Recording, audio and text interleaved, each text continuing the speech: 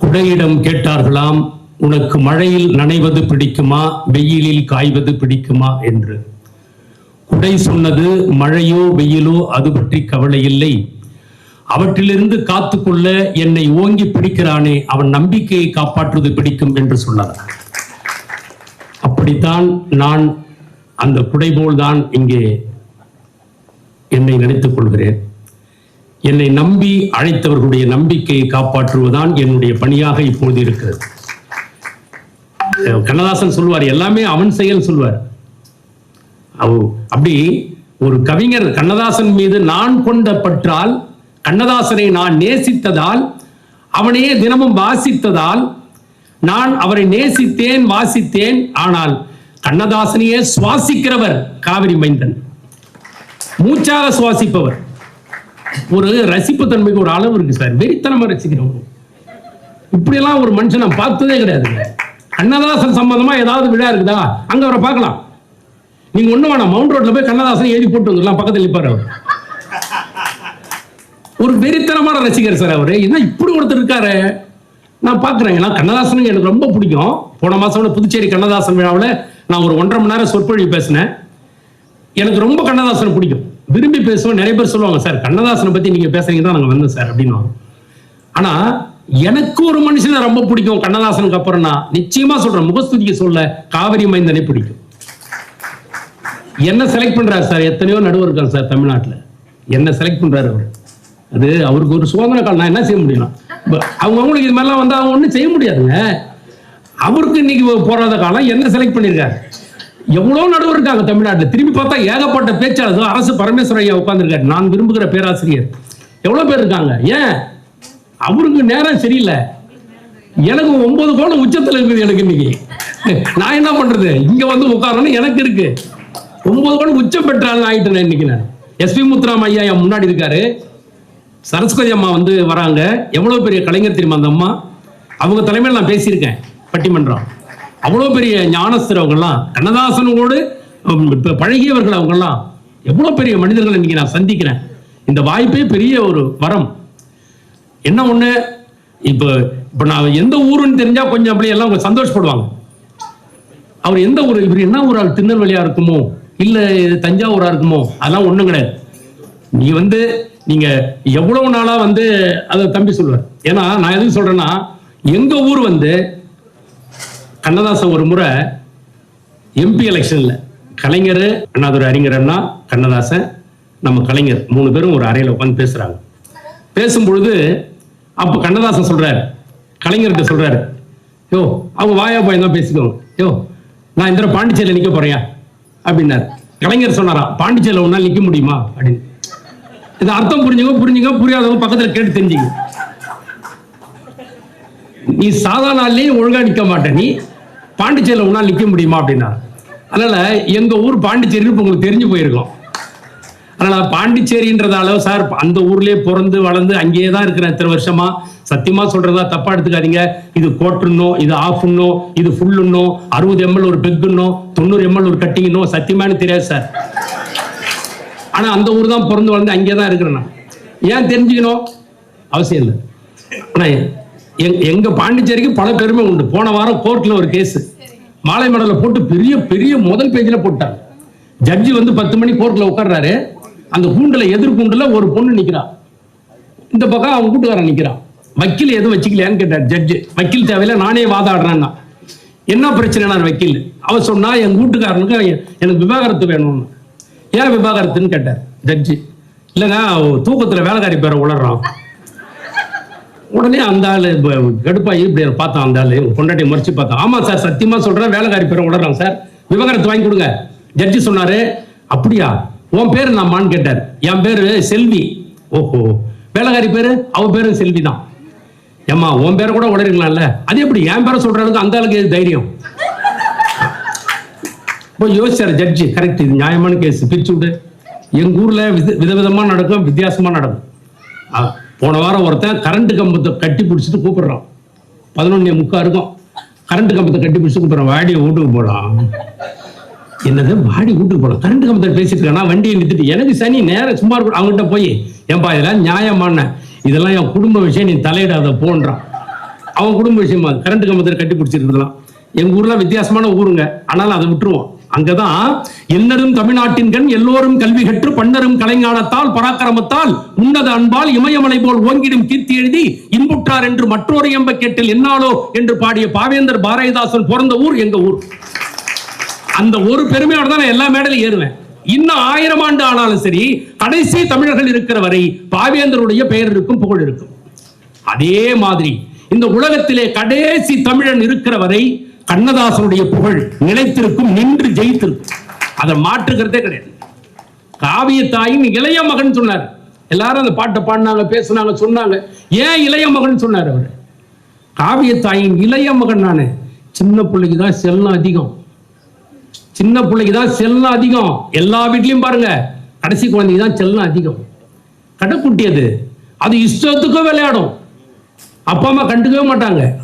விளையாடுனா நீங்க எந்த ஃபீல்டு ஒன்னா எடுத்துங்க, அது அப்படி விளையாடின குழந்தை. அது காவிய தாயின் இளைய மகன். யார் சொல்லுவா? காதல் பெண்களின் பெரும் தலைவன். யார் ஸ்டேட்மெண்ட் தருவா இது மாதிரி? நாம சொல்லுவோமா? இல்லைங்க, நான் இந்த பொண்ணுட்டி வேற எடுத்தே பார்க்க மாட்டேன் சார், என்னை எவ்வளவு பேர் ப்ரொபோஸ் பண்ணாங்க சார், நான் வேணான்னு சொல்லிட்டு. இந்த நாய் தான் சொல்லியிருக்கோம், இவனை எவ்வளவு மயச்சிருக்க மாட்டானுங்க. இந்த நாய் ப்ரொபோஸ் பண்ணி 3 லெட்டர் கொடுத்துருக்கோம், மூஞ்சில கூட முடிச்சிருக்க மாட்டாங்க. ஆனா இவன் சொல்லுவான், என்னை எவ்வளவு பேர் ப்ரொபோஸ் பண்ணாங்க sir, but I never sir, please sir, I don't like sir அப்படின்வான். ஆனா கண்ணதாசன் ஒருத்தன் தான் சார் வெளிப்படையா பேசினவர். என் வாழ்க்கை இப்படிதான், மானிட இனத்தை ஆட்டி வைப்பேன், அவர் மாண்டு விட்டால் அதை பாடி வைப்பேன். நான் பாமர ஜாதியில் தனி மனிதன், படைப்பதனால் என் பேர் இறைவன். ஐ அம் ஆல்சோ எ காட். நானும் கடவுள், படைப்பதனால் என் பேர் இறைவன். சிலர் படைப்பார்கள், அந்த படைப்புகள் காணாமல் போயிருக்க வாய்ப்பு இருக்கிறது. கண்ணதாசன் படைத்த படைப்புகள் எல்லாம் கல்வெட்டுகளாக நின்று நிலைத்திருக்கிறது. அதனால்தான் தைரியமா சொன்னாரு, நான் படைப்பதனால் என் பேர் இறைவன். கண்ணதாசனை பத்தி பேசினாலே அப்படி நான் வேற மாதிரி பேய் பிடிச்ச மாதிரி மாறிடுவேன். நான் ஏத்தாப்புல இன்னொரு பெரிய பேய் இருக்கு, காவிரி மைன்.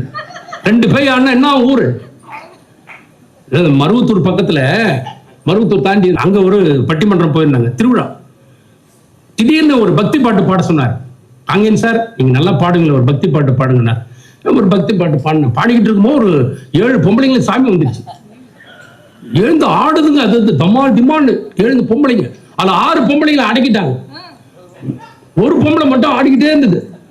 அப்புறம் விசாரிச்சா அது வீட்டுக்காரங்க தான், அது அடங்கவே இல்லை, அது வீட்டுக்காரங்க தான். போட்டு அப்புறம் குனிய வச்சு அதை முதுகுல ஒரு பொம்பளை குத்துன்னு குத்துது. ஏமா சாமி வந்த பொம்பளை ஏமா குத்துறேன்னு? சும்மா இருந்தேன், மதியானம் தாலிக்கு கடுவு கட்ட கொடுக்க மாட்டேன்ட்டா. கிராமத்துல என்னென்ன பிரச்சனைக்கு எது வருது பாருங்க. இப்படியெல்லாம் சார் பயங்கரமான இதெல்லாம் நடக்கும். எனக்கு என்னன்னா, இந்த கூட்டத்தை பார்த்தோன்னே பெரிய சந்தோஷம். இருந்தா இப்படியே இவங்கெல்லாம் இருந்தா சந்தோஷம். இந்த இந்த 2 பூட்டியும் அந்த கேட்டு பூட்டிட்டு சாவியை என்கிட்ட கொடுத்துருங்க, நான் முடிச்சுட்டு சாவி கொடுத்துறேன். ஏன்னா போயிட்டீங்கன்னா எனக்கு கொஞ்சம் பேதி ஆகிற மாதிரி லேசா ஃபீல் ஆகும். அதுக்காக தான், வேற ஒன்றும் இல்லை. அந்த மாதிரி போட்டுட்டு தான் வந்திருக்கேன். எதையும் சமாளிக்கிற தைரியம் எனக்கு உண்டு. இருந்தாலும் இது ஒரு சார், நீங்கெல்லாம் தங்கம் சார், எல்லாம் இவ்வளோ உட்காந்து கேட்குறீங்களா? ஏன் தெரியுமா? தங்கத்தை வெட்டி எடுக்கணும்னா 2000 அடி 3000 அடி பள்ளம் தோண்டணும். 2000 அடி 3000 அடி பள்ளம் தோண்டி அதை எடுக்கணும். அடியில கிடக்கும். அது முதல்ல மணல் வெளிப்படும், பிறகு பாறை வெளிப்படும், பிறகு கூழாங்கல் வெளிப்படும், பிறகு தாதுக்கள் வெளிப்படும், இரும்பு அலுமினியம் எல்லாம் வெளியே வரும். கடைசியில தங்குவதால் அதற்கு தங்கம் என்று பெயர். கடைசி வரை தங்கினால் நீங்க கூழாங்கல் யாரு, பாறை யாரு, மணல் யாருன்னு முடிவு பண்ணீங்க. நான் தங்கம் தான் அப்படியே உட்காந்துருப்பான்.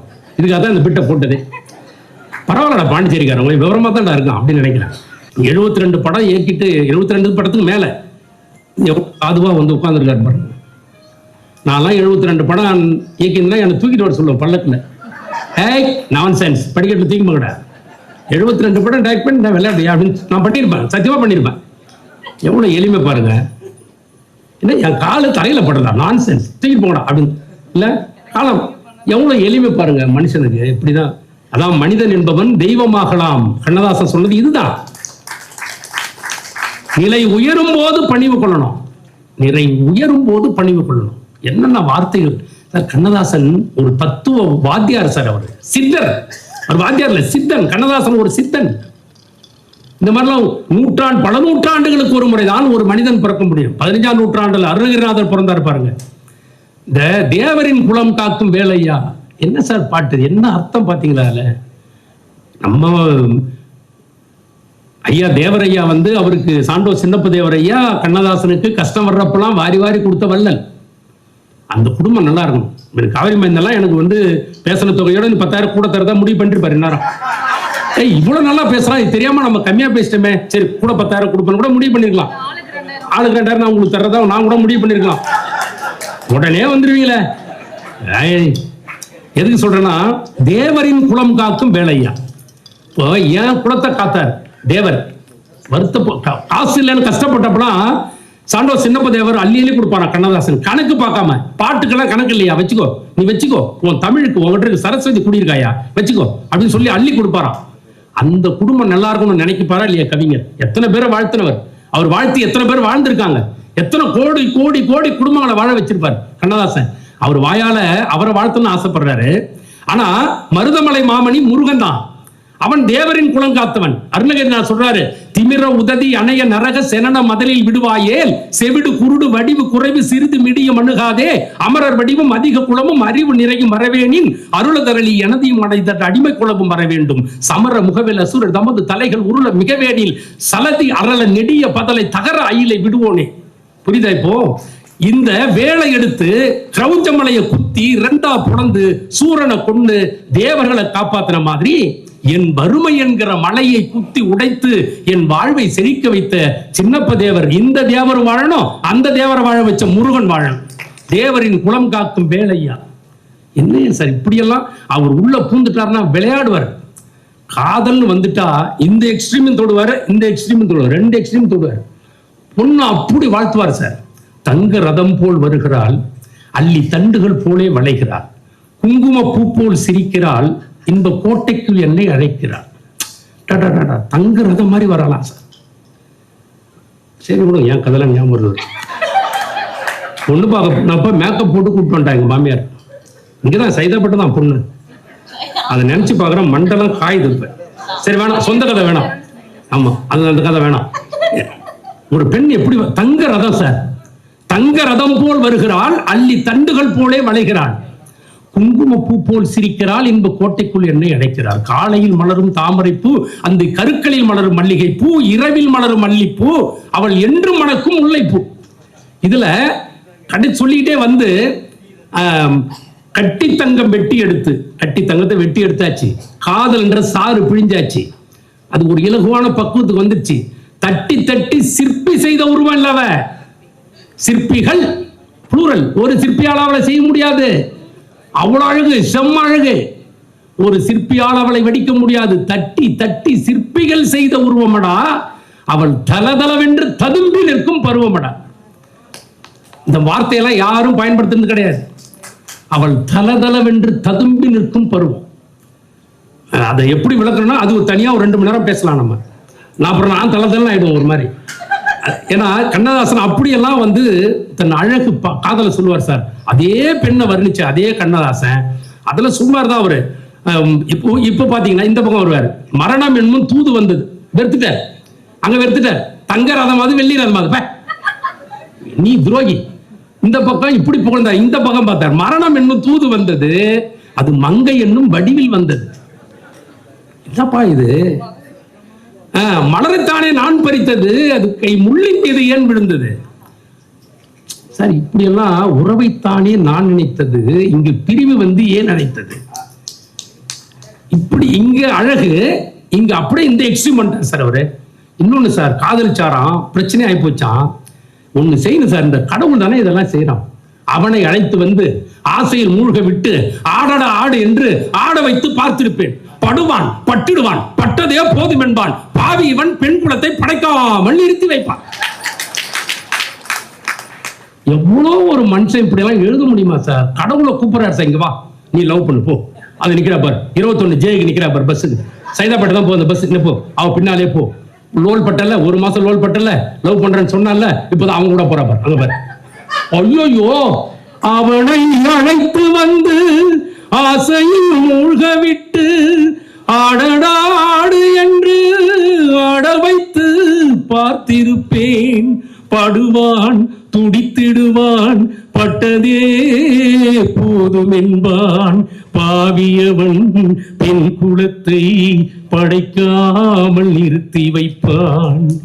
கடவுள் கைத்தட்டனா பரவாயில்ல. இல்ல நான் அடிக்கடி தட்டுங்கன்னு கேட்க மாட்டேன், ஆனா அப்பப்ப கேட்பேன். பைத்தியம் நாம் போட்டுருக்குறான் சார். என்ன சார் இந்த மனுஷனை பத்தி பேச ஆரம்பிச்சா அவ்வளவு சந்தோஷம் வருது சார். பாட்டு இந்த காதலுக்கு சொல்றாரு சார், இந்த மானிட காதல் எல்லாம் ஒரு மரணத்தில் மாறிவிடும், இந்த மலர்களின் வாசம் எல்லாம் ஒரு மாலைக்குள் வாடிவிடும், நம் காதலின் தீபம் மட்டும் எந்த நாளிலும் கூட வரும். இந்த மலர்களின் வாசம் மாலையில மாறிடும், முடிஞ்சு போச்சு. மானிட காதல் இருக்குல்ல, ஒரு மரணத்துல போயிடும், செத்து போயிட்டா மறந்துடுவான். இங்க கூட திருமூலர் பத்தி ஐயா ஒருத்தர் சொன்னாரு, ஊரெல்லாம் கூடி ஒளிக்க எழுதிட்டு பயிரணி நீக்கி பிணமென்று பெயரிட்டு சூறையாம் காட்டினை கொண்டு போய் சிட்டுட்டு நீரில் மூழ்கி நினைப்பொழித்தனரே. முடிஞ்சு போச்சு, திருமூலர் சொன்னது தானே. அதை எளிமைப்படுத்தி யார் சார் இந்த சமுதாயத்தை சொல்றது? பட்டினத்தார் சொன்னாரு, அத்தமும் வாழ்வும் அகத்து மட்டே விழி அம்பு ஒழுகம் எத்திய மாதரும் பீதி மட்டே விம்மி விம்மி இருகை தலைமையில் அடித்தடும் மைந்தரும் சுடுகாடு மட்டே. இது யாரு தமிழ் சமுதாயத்துக்கு சொன்னது? பட்டினத்தார் ஒருத்தர் இருந்தார் சார், அவர் சொன்ன பாட்டு தெரியல சார். அது அழகா கண்ணதாசன் சொன்னார், அத்தமும் வாழ்வும் அகத்து மட்டே. சொந்தக்காரங்கள்லாம் வீடு வரைக்கும் தான் வருமா, வீடு வரை உறவு இருக்கும், வீதி வரை மனைவி, அந்த தெரு திரும்புற வரைக்கும் தான் வாழ்ந்துட்டு வருவா. என்னை விட்டுட்டு போயிட்டீங்களே, என்னை விட்டுட்டு போயிட்டீங்களே, அட பாவி, மாசம் மாசம் சம்பளம் வாங்கி அவகிட்டே கொடுத்தியே அப்படின்னு அப்பதான் தெரியும் இன்னொரு சேனல் ஓட்டிருக்கான். இவ தான் காட்டி கொடுப்பா, அது வரைக்கும் ஊர்ல யாருக்கும் தெரியாது. இவங்க 2 பேரும் தெரிஞ்ச ரகசியம். அவ அழும்போது சொல்லிடுவா, அந்த தெரு முனையில போய் அந்த விழுந்து அழும்போது சொல்லுவா, மாசம் மாசம் சம்பளம் வாங்கி அவகிட்ட கொடுத்தியே சொல்லிட்டு அந்த ஏடிஎம் பின் நம்பர் 4 நம்பர்ரா, அது கூட சொல்லாம போயிட்டேடா, ஏடிஎம் நம்பர் கூட சொல்லாம போயிட்டு இருக்கான், கார்டு கிடைக்குதானா சொல்லாம போயிட்டான். இப்படி எல்லாம் அத்தமும் வாழ்வும் அகத்து மட்டே விழி அம்பு ஒழுகம் எத்திய மாதரும் வீதி மட்டே விம்மி விம்மி இருகை தடைமேல் அடித்தடும் மைந்தரும் சுடுகாடு மட்டே. அவன் புள்ள சுடுகாட்டு வரைக்கும் வருவான், சொந்தக்காரங்க வீட்டு வரைக்கும் வருவான், வீதி வரை பொண்டாட்டி வருவா, கடைசி வரைக்கும் யாரு வருவா? பட்டி தொடரும் இருவினை புண்ணிய பாம்பு பட்டினத்தார் சொன்னார். கண்ணதாசன் யாரோன்னு முடிச்சிட்டார், கடைசி வரை யாரோன்னு முடிச்சிட்டார். வீடு வரை உறவு. நீ ஒண்ணு இல்லை சார், செத்து மேல போனால என்னப்பா, ஐயோ இங்க வேணாம் கீழே போடு, கீழே வந்தா கீழே வாழ முடியாது, மேல போ. சென்றவனை கேட்டால் வந்து விடு என்பான், வந்தவனை கேட்டால் சென்று விடு என்பான், சென்று விடு என்பான். வீடு வரை உறவு, வீதி வரை மனைவி, காடு வரை பிள்ளை, கடைசி வரை யாரோ, கடைசி வரை யாரோ. கடைசி வரை யாரோன்னு நம்ம தலைவர் முடிச்சிட்டார்.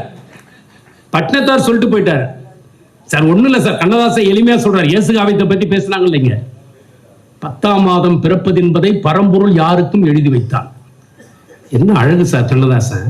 10ஆம் மாதம் பிறப்பது என்பதை பரம்பொருள் யாருக்கும் எழுதி வைத்தான், இத்தனை நாளில் இறப்பது என்பதை ரகசியமாக ஏன் வைத்தான்?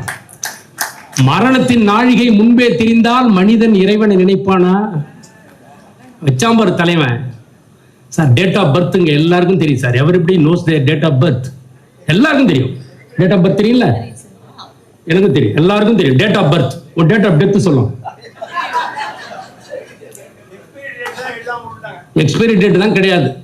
மாத்திரையில கூட எக்ஸ்பைரி டேட் போடுவாங்க, ஆனா மனுஷனுக்கு எக்ஸ்பைரி டேட் தெரியாது. இந்த மனித பிறவி உயர்ந்த பிறவின்றதுக்கு இதுதான் சார் அடையாளம். மனித பிறவிக்கு எப்ப முடிவுன்னு நமக்கு தெரியாது. நம்ம வீட்டு நாய் கூட எப்பன்னு தெரியும். எப்ப தெரியுமா? நம்ம கையில உரிச்சுக்கட்டை வந்தா அதுக்கு அன்னைக்கு வேட்டை முடிஞ்சிச்சு, ஒரே அடி, அதனோட டேட்டு முடிஞ்சிடும். நமக்கு தெரியாது என்னைக்கு சாக போகுது. ஆனா நாம என்னைக்கு சாக போறோம் நமக்கு தெரியாது இல்ல. இந்த சஸ்பென்ஸ் ஆண்டவன் வச்சான். ஏன் வச்சான்? மரணத்தின் நாழிகை முன்பே தெரிந்தால் மனிதன் இறைவனை நினைப்பானா? கடவுளுக்கு வேலையே இல்லையே சார். டேட் ஆஃப் பர்த் எல்லாருக்கும் தெரியும் சார். டேட் ஆஃப் டெத் ஏன் தெரியல? அந்த சஸ்பென்ஸ் ஏன் வச்சானா? வாழ்க்கையினுடைய சூட்சமே அங்கதான் சார் இருக்கு. அதனால்தான் பூஜ்ஜியத்துக்குள்ளே ஒரு ராஜ்யத்தை ஆண்டு கொண்டு புரியாமலே இருப்பான் ஒருவன். அவனை புரிந்து கொண்டால் அவன் தான் இறைவன். முற்றும் கசந்ததென்று பற்றறுத்து வந்தவர்க்கும் சுற்றமென நின்றிருப்பான் ஒருவன். அவனை தெரிந்து கொண்டால் அவன் தான் இறைவன். அப்ப அவன் எங்க இருக்கான், என்ன பண்ணுவான் யாருக்கு தெரியாது சார். அந்த டேட் ஆஃப் டெத் தெரிஞ்சா நம்ம என்னன்னா பேங்க்ல லோன் தர மாட்டாங்க சார். நீ ஒண்ணு இல்ல, மேனேஜர்கிட்ட போங்க சார், வீடு கட்ட போறேன் சார். உங்களுக்கு என்ன சார் 4 மோதிரம் போட்டிருக்கீங்க, வாங்க சார். லோன் எப்போ சார்? லோன் எவ்வளோ சார் வேணும்? 20 லட்சம். தாராளமா sir. Sir date of death சொல்லுங்க. அடுத்த மாசம் 3ஆம் தேதி சார். சார் அடுத்த மாசம் 3ஆம் தேதி சாவ போறீங்க, எப்படி சார் லோன் கேட்குறீங்க? யார் சார் அடைக்குது? லோன் கூட வாங்க முடியாது இல்ல, முடிஞ்சு போச்சு. கடவுள் கண்ணதாஸ் சொல்றாரு, பூமிக்கு மனிதன் அனுப்புறாராம், போயிட்டு நீ ஒரு வியாபாரம் பண்ணு. என்ன வியாபாரம் தெரியுமா? அந்த வியாபாரத்துக்கு பேர் வாழ்க்கை. வாழ்க்கை என்கிற வியாபாரம் பண்ணு போ. அதுல ஒண்ணு வரவு. வியாபாரத்துல 2 தான், ஒன்னு வரவு, இன்னொன்னு செலவு. மனித வாழ்க்கையில 2 தான், ஒன்னு ஜனனம், இன்னொன்னு மரணம். வியாபாரத்தை லிங்க் பண்றாரு கண்ணதாசன். சார் நீ பிறந்தது தெரியும், நீங்க வாழறது தெரியும், என்னைக்கு போக போறோன்னு தெரியாது. நான் சொல்றேன், ஒரு வியாபாரம் நடத்து, வாழ்க்கைன்னு. அதுல வரவு இருக்கு, செலவு இருக்கு. மனித வாழ்க்கையில ஜனனம் இருக்கு, மரணம் இருக்கு. இது 2ஐயும் கம்பேர் பண்றார் சார் கண்ணதாசன் ஒரே பாட்டுல. அதனால்தான் சித்தன் சொன்ன. கண்ணதாசன் ஒரு சித்தன், அவன் மனிதன் அல்ல. வந்தது தெரியும், போவது எங்கே, வாசல் நமக்கே தெரியாது. வந்தவரெல்லாம் தங்கிவிட்டால் இந்த மண்ணில் நமக்கே இடமேது. வாழ்க்கை என்பது வியாபாரம், வரும் ஜனனம் என்பது வரவாகும், இதில் மரணம் என்பது செலவாகும். போனால் போகட்டும் போடா. விட்டு முடிஞ்சு போச்சு. இதுல அழட்டிக்கிறதுக்கு ஒண்ணுமே இல்லை. சஸ்பென்ஸ் கடவுள் கையில் இருக்கு, அவர்கிட்ட முடிவு இருக்கு. he will decide. நீ ஒன்னும் டிசைட் பண்ற அத்தாரிட்டி கிடையாது. எவ்வளவு அழகான எளிமையான காதலை சொன்னார் சார். நான் முன்னுரையை முடிக்கிற சீக்கிரமா, எங்களுக்கு நேரம் கம்மியா கொடுத்துருக்காங்க. அதனால ஒரு எம்ஜிஆர் பாட்டு.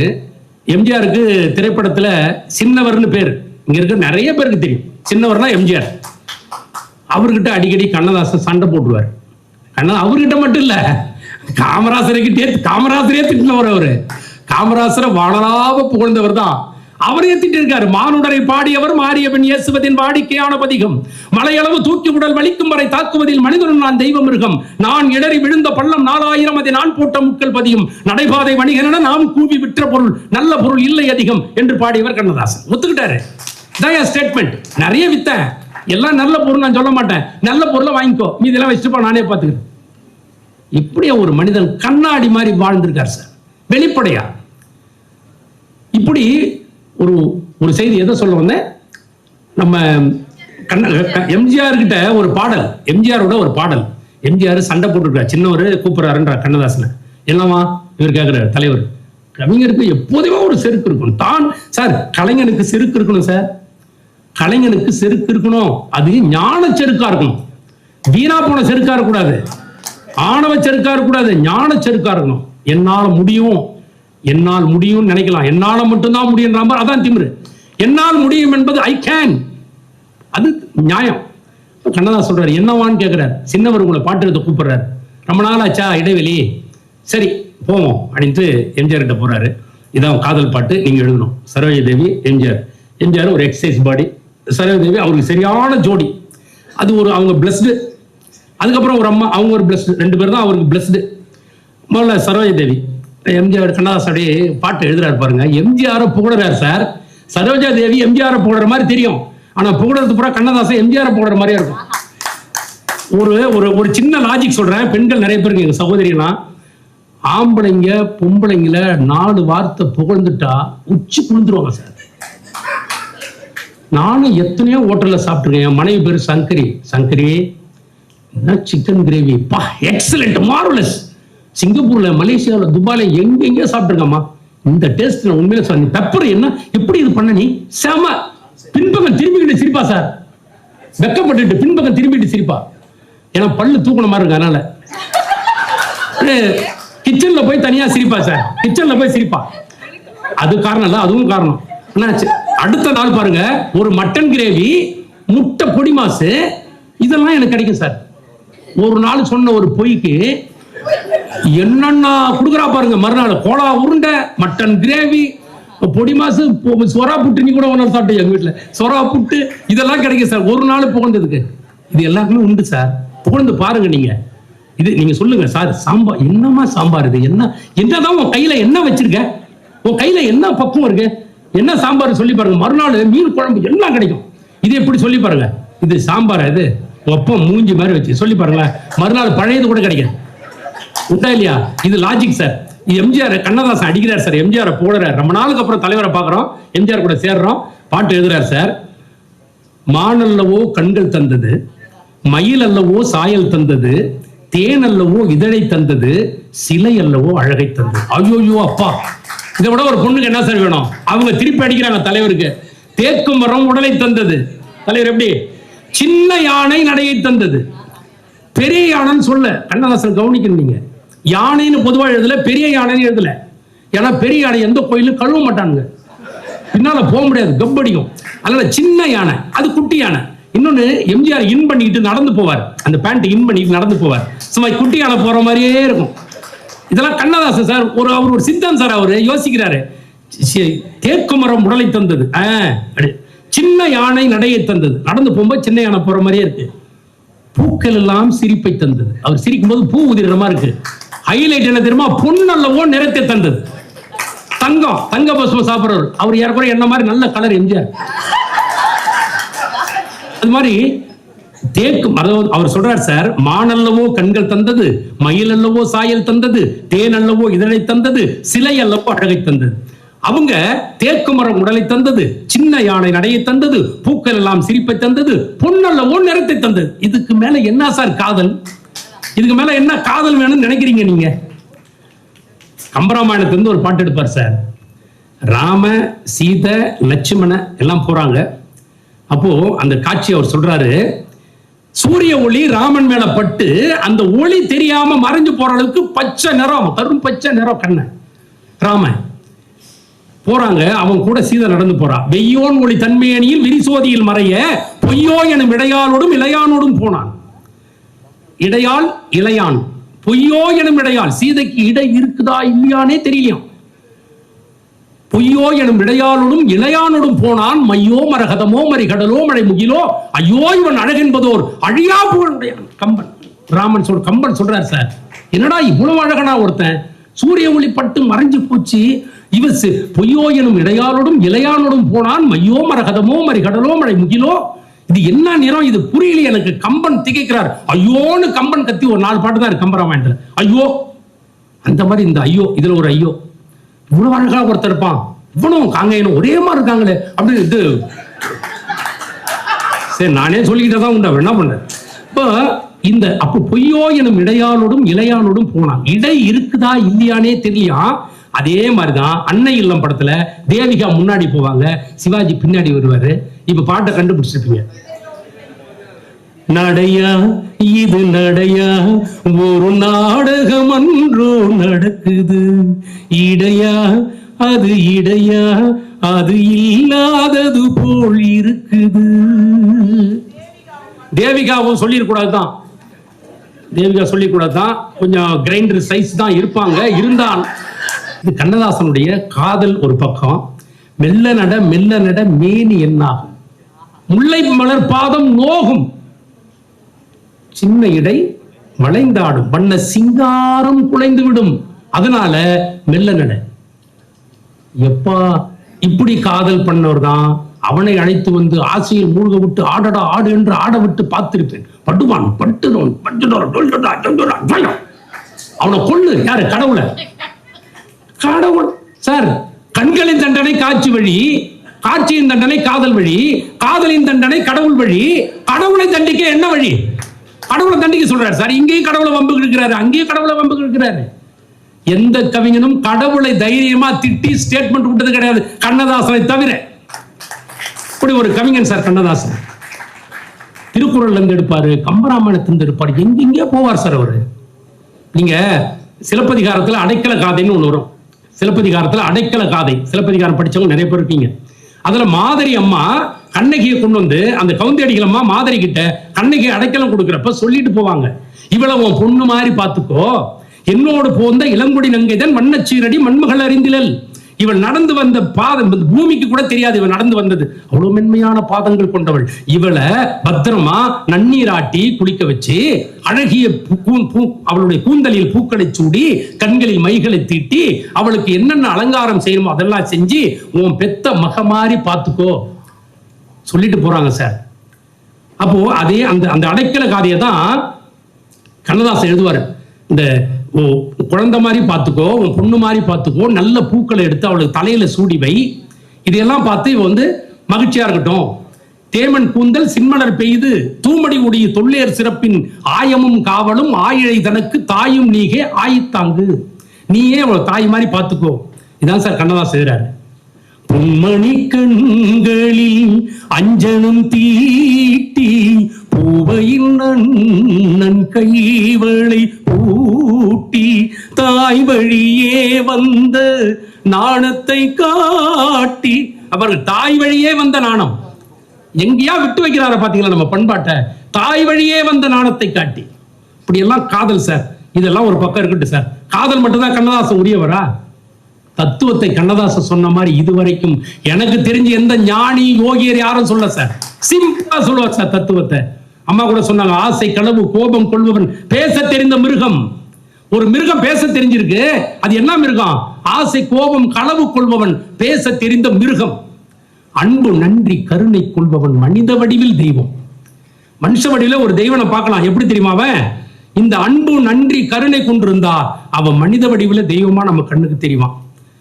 உண்டாக்கி விட்டவர்கள் 2 பேரு, இங்கே கொண்டு வந்து போட்டவர்கள் 4 பேரு, கொண்டாடும் போது ஒரு 100 பேரு, உயிர் கூடு விட்டு போனவனே கூட யாரு?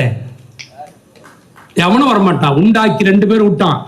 உடல் 2 உறவு கொள்ள ஒரு துளி கருப்பை செல்ல கடலென அமுதம் உண்டு களிமுக சிலுத்த பாவை வடிவுகொள் மாறுபாட்டில் வயிறு முன் புறத்தில் தள்ள நடைபயின்று 5 திங்கள் நடந்திட குழவி தோன்றும். எளிமையா சொல்றார் சார். 5 திங்கள் அப்படியே பட்டினத்தார்கிட்ட இருந்து எடுத்ததுதான்.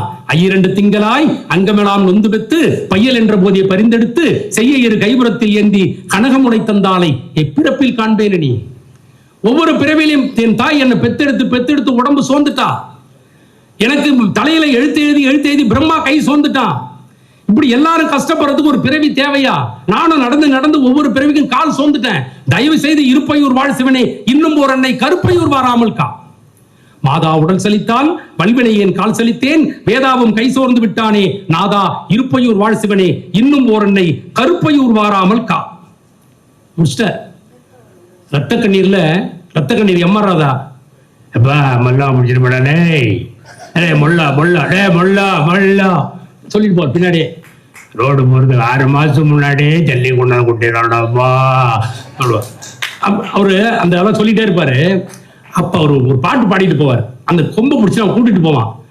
மன்னவனானாலும் மாடோடு சின்னவனானாலும் மண்ணில் பிறந்தாலே மறுபடி மண்ணுக்கு இறைதான். இது முதல்ல தெரிஞ்சிருக்கணும்ப்பா. கலை தாயே கலை அவ்வளவு கலை தாயே. எல்லா திமிரு. அவங்க அம்மா சொல்லுவாங்க, மோகன் மோகன் என்ன மோகன் அப்படின்னாரு. கொச்சுக்குவாரு. நான்சென்ஸ். உனக்கு நான் ஒரு கல்யாணம் பண்ண ஐ டோன்ட் லைக். எனக்கு கல்யாணம் பண்ணிக்கிற அளவுக்கு ஃபேர் கேர்ள் இந்தியாவிலே கிடையாது. அது எனக்கே நல்லா தெரியும். அவருக்கே நல்லா தெரியுமா? என்ன கல்யாணம் பண்ணிக்கிற அளவுக்கு ஃபேர் கேர்ள் இந்தியாவிலே கிடையாது. அது எனக்கே நல்லா தெரியும். பிரான்ஸ்ல கிளப்ல ஒருத்தரை புக் பண்ணி வச்சிருக்கேன். கிளப்லயும் அதுவும் அவர் பண்ற அட்டுழைத்துக்கு கண்ணதாசன் எழுதின பாட்டு. மன்னவனானாலும் மாடோட்டும் சின்னவனானாலும் மண்ணில் பிறந்தாலே மறுபடி மண்ணுக்கிறை தானே. சார் எளிதா ஒரு தத்துவத்தை சொல்லி இந்த உலகத்தை திரும்பி பார்க்க வச்சோம் திரைப்படத்தின் மூலமாக. காவிரி மைந்தன் சார் இந்த தலைப்பு கொடுத்தாரு. எனக்கு உண்மையை ரொம்ப சந்தோஷம் வந்து. காதல் பாட்டு தத்துவ பாட்டு இதுல 2ல எதுல அவர் நிக்கிறார்? கண்ணதாசனை நினைத்த உடனே அவன் சொன்ன தத்துவங்கள் தான் சார் மனசுல நிக்குது சார் அப்படின்னு சொல்றாங்க எத்தனையோ பேர். இல்ல சார், அவர் காதல் பாட்டால தான் சார் நாங்கெல்லாம் வந்து அவர் பாட்டை கேட்டு தான் சார் நாங்க சந்தோஷப்பட்டோம். இல்ல சார் தத்துவம் சார். மலை போலே வரும் சோதனையாவும் பனி போல் நீங்கிவிடும். நம்மை வாழ விடாதவர் வாழ்வை வாசலில் வந்து வணங்கிட வைத்து விடும். எது செய்த தர்மம் தலை காக்கும்.